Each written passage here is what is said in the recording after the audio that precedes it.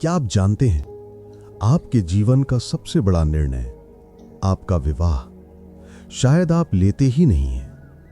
क्या हो यदि आपका प्रेम केवल एक भ्रम हो, और क्या हो यदि आपके परिवार द्वारा चुना गया सही रिश्ता आपके प्रारब्ध का सबसे कठिन अध्याय हो।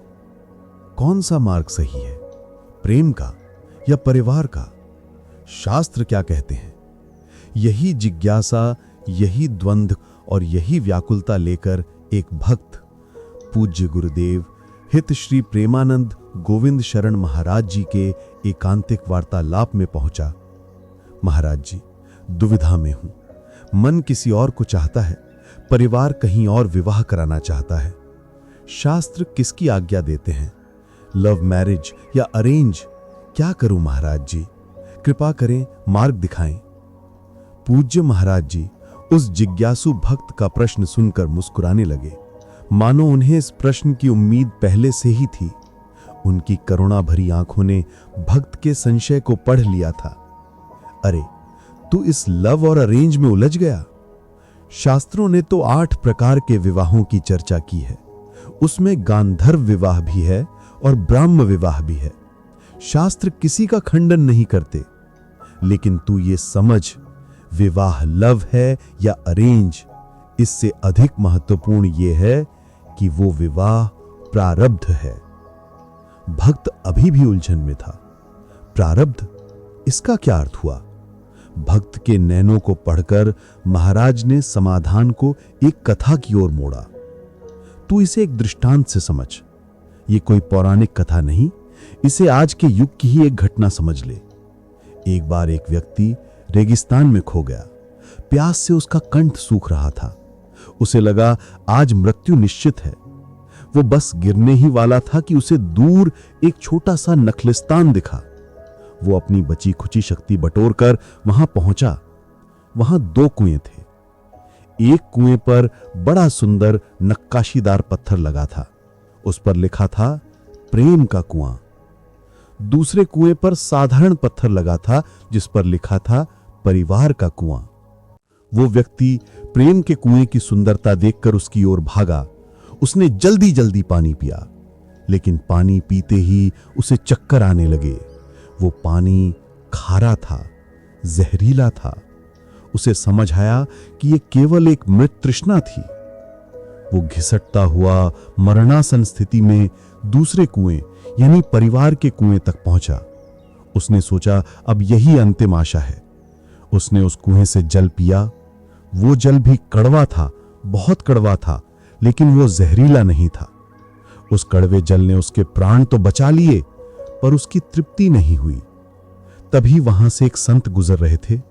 उन्होंने उस व्यक्ति को देखा और मुस्कुराए। व्यक्ति बोला, महाराज, ये कैसी पहेली है? प्रेम जहरीला निकला और परिवार कड़वा, मैं क्या करता? संत ने कहा, वत्स, तूने एक तीसरा कुआं तो देखा ही नहीं। व्यक्ति ने चौंक कर कहा, तीसरा कुआं? यहां तो 2 ही थे। संत उसे थोड़ी दूर ले गए।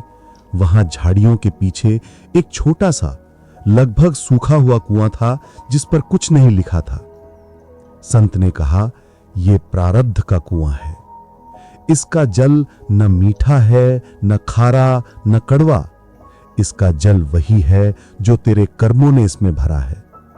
तू प्रेम के कुएं से पीता या परिवार के कुएं से पीता, अंत में तुझे मिलना वही था जो इस प्रारब्ध के कुएं में तेरे लिए संचित था। कथा समाप्त हुई। महाराज ने भक्त की ओर देखा। समझा, तू लव मैरिज कर या अरेंज मैरिज, तू विवाह नहीं कर रहा, तू अपना प्रारब्ध भोगने जा रहा है। अगर तेरे प्रारब्ध में सुख है तो अरेंज मैरिज में भी प्रेम मिल जाएगा, और अगर प्रारब्ध में दुख है तो लव मैरिज भी नरक बन जाएगा। इसलिए ये चिंता मत कर कि विवाह कौन सा करूं। ये चिंता कर कि जो भी प्रारब्ध सामने आए उसे भोगने के लिए मेरे पास श्री हरि नाम का बल है या नहीं। विवाह कोई भी हो, यदि पति पत्नी दोनों मिलकर हरि भजन करते हैं, एक दूसरे को भक्ति में सहायक बनाते हैं, तो वो लव और अरेंज नहीं, वो दिव्य विवाह बन जाता है। और यदि दोनों केवल भोग में लिप्त हैं तो वो विवाह एक बंधन बन जाता है। महाराज जी के शब्दों ने विवाह का द्वंद्व तो सुलझा दिया, लेकिन एक नई गहरी पीड़ा को उजागर कर दिया। भक्त को अपनी सबसे बड़ी कमजोरी याद आ गई। महाराज जी, आपकी बात सत्य है, नाम जप ही उपाय है, लेकिन मैं क्या करूं?